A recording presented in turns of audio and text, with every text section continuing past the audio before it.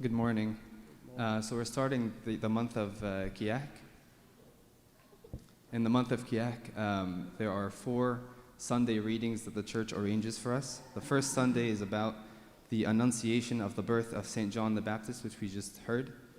And the second Sunday is about the Annunciation of the birth of Christ. And then week 3 is the Gospel is about St. Mary's visit to Elizabeth. And then the 4th Sunday is about the birth of St. John the Baptist. And so we have 4 readings that precede the Feast of Nativity. It just so happens that this year the Feast of Nativity itself falls on a Sunday.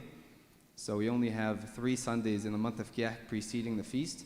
So we borrow one Sunday of the last Sunday of Hator to use for the first set of readings for this month. So technically today is the 30th of Hator, but we read the readings of the first Sunday of Kiyak.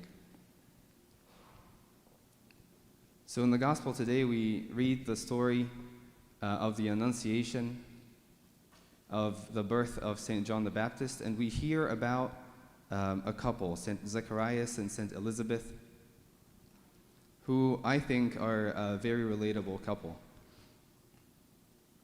So St. Zacharias and St. Elizabeth, it says in the Gospel that they lived righteously before God and were blameless through a harsh trial, and then they received joy from God at the end. And St. Zacharias and Elizabeth are a reflection of the state of all of humanity before Christ. So before Christ, all of humanity, even though there was an attempt to follow the law, to live righteously, all of humanity had no fruit, no child, no consolation in the face of death and sin. And it wasn't until the birth of Christ, the only begotten Son, that humanity had joy and consolation. But Zacharias and Elizabeth can be an example for us in true faithfulness. So by the grace of God, we're going to contemplate really quickly about 3 points in their life that we can learn from. Number 1, Zacharias and Elizabeth were righteous before God. Number 2, they were blameless through the trial. And then finally, they received joy from God. So it says in the Gospel, "And they were both righteous before God, walking in the commandments and ordinances of the Lord, blameless." They were righteous before God. And I was thinking about and reading about what it means to be righteous before God, because we don't normally make that qualification when we think about ourselves or other people. We think, oh, so-and-so is a good person, is a righteous person. But we don't think what it means to be righteous before God.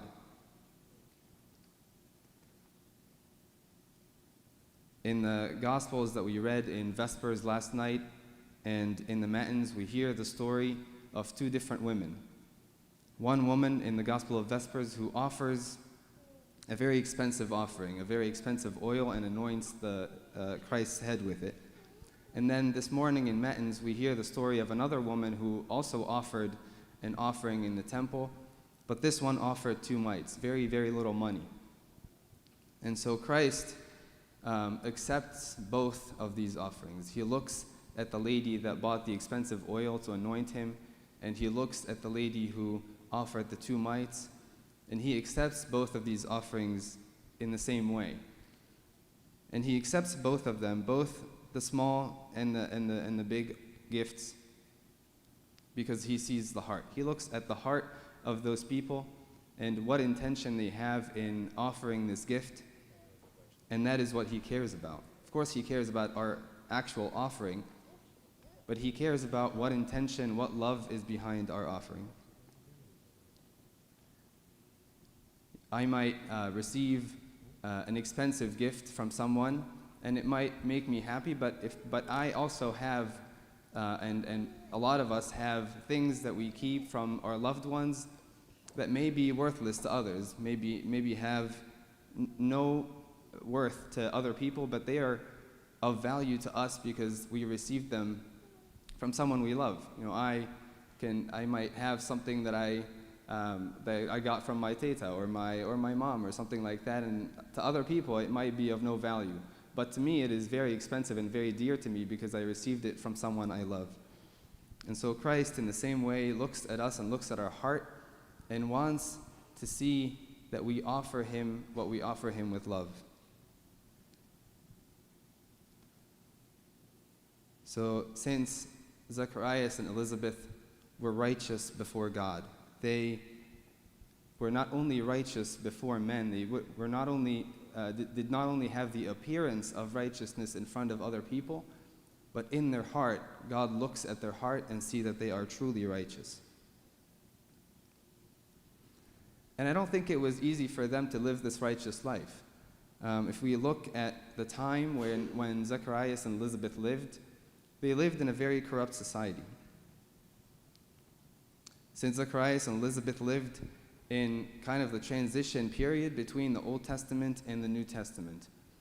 And Zacharias was a priest, and Saint Elizabeth came from a lineage of priests. And they lived in the midst of a society that was very evil. The priesthood itself, during that time, the priests were themselves corrupt. The temple itself was corrupted. We see that the high priest and the scribes and the Pharisees are the people who end up pushing Christ to be crucified. And we see Christ later on going into the temple and cleansing it from those who bought and sold in the temple. So they lived in the middle of a very unfaithful society. Makes them very relatable. But somehow they were able to live righteously before God and not be concerned with what's going on around them. And this is what makes them and what makes us, when we live like them, witnesses to Christ. When we live righteously, we become witnesses to Christ.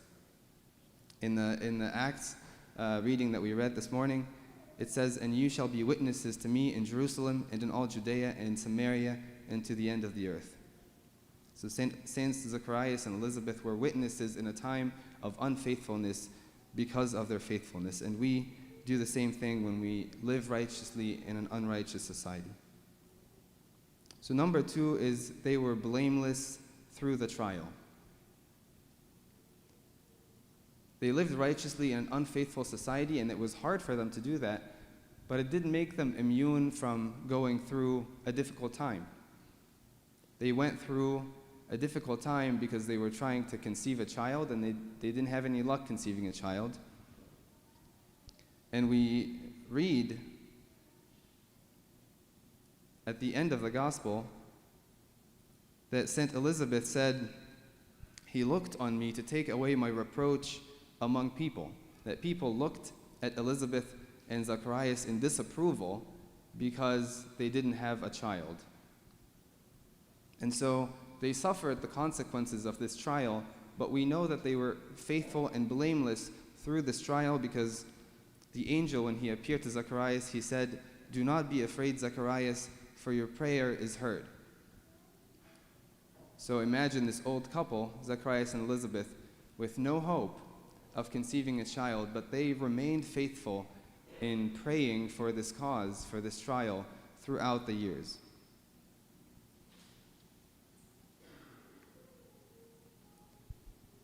And like Zacharias and Elizabeth, we all have a worry or a fear or a concern, something that might keep us up at night.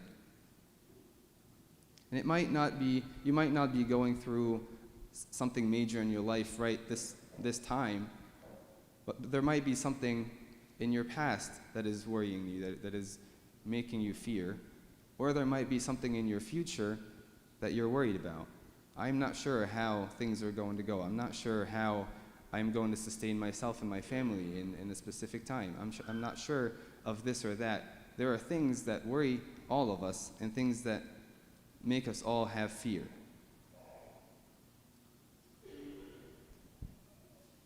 And sometimes it gets to a point where there seems to be no hope, like Zacharias and Elizabeth. In the time when they received the announcement from the angel there seemed to be no hope for them. They were both old, and Elizabeth was barren, and there was no hope to have a child. In the Vespers Psalm, David the prophet says, "How long, O Lord, will you forget me forever? How long will you hide your face from me? Consider and hear me, O Lord my God, enlighten my eyes." This can also be us in the middle of a trial. We can feel forgotten or abandoned by God. And when David the prophet asks, "Will you forget me forever?" it's beautiful that the answer to this question is in the meaning of the name of Zacharias himself. The name Zacharias means God remembers. So I think that Zacharias had faith that even though there seems to be no hope, even though there seems to be nothing in their favor, that God remembers his covenant with him. That if they remain faithful, they will receive joy from God. And this faith that we have through trials is what perfects us. So in the Pauline epistle, we read St. Paul speaking to the Romans and saying, "I thank my God through Jesus Christ for you all, that your faith is spoken of throughout the whole world." Again, we become witnesses because of our faith. And in the Catholic epistle, we read a whole discourse about trials. St. James says, "My brethren, count it all joy when you fall into various trials, knowing that the testing of your faith produces patience." So what good is this patience? He says, "But let patience have its perfect work, that you may be perfect and complete, lacking nothing." So there is a reason and there is a purpose for the trial that we might not see in the moment. There is the testing of this faith that we have produces patience, and this patience will perfect us. It will make us better. At the end, he says, "Blessed is the man who endures temptation, for when he has been approved, he will receive the crown of life." If we are faithful through the trial, whatever trial we are going through, we will receive a reward. So Saints Zacharias and Elizabeth were righteous before God and not only before people. They were blameless and faithful through the trial, and finally they received joy from God. When the angel appeared to Saint Zacharias and announced to him the birth of Saint John the Baptist, he said, "And you will have joy and gladness." And the name John means God is gracious or God is merciful. So it's as if he received his joy or God's mercy from this announcement after a long period of trial. And this was the reward of his and Elizabeth's perseverance in righteousness, which was the joy that they received from God.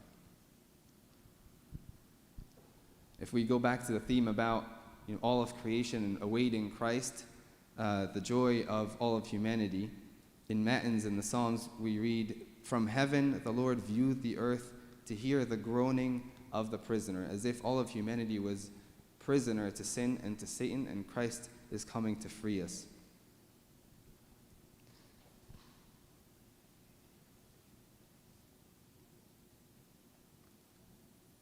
So likewise, when we are faithful through the trials, when we are faithful through our times of testing, those are the times and those are the experiences that produce patience in us and faithfulness.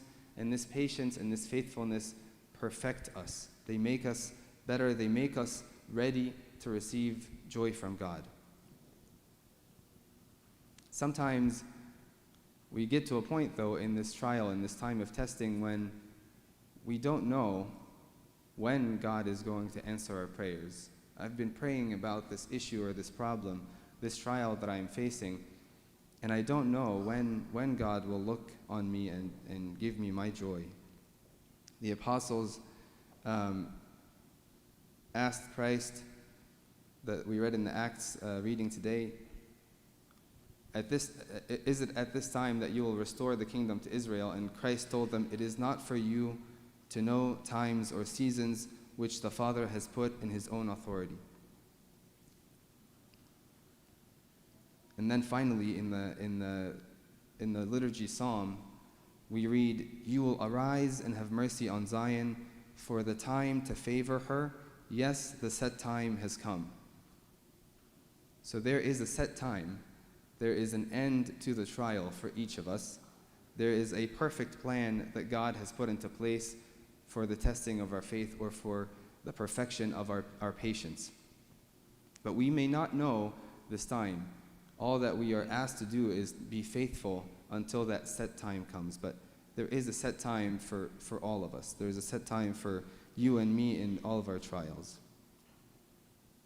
So Saint Zacharias and Elizabeth are a reflection of all of humanity before Christ, people who were righteous before God, like humanity was trying to follow the law and the rules set by God, but they were barren. They had no child.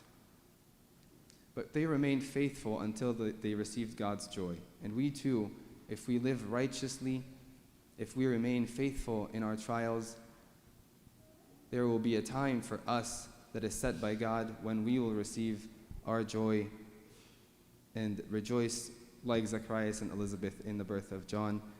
We also, at the end of this month, we rejoice as all of humanity in the birth of Christ, the only begotten Son, who is all of humanity's joy. May God give us patience in our trials and faithfulness. May he also give us to be righteous before him, so that we may appear righteous before God and not only before people. And glory be to God forever. Amen.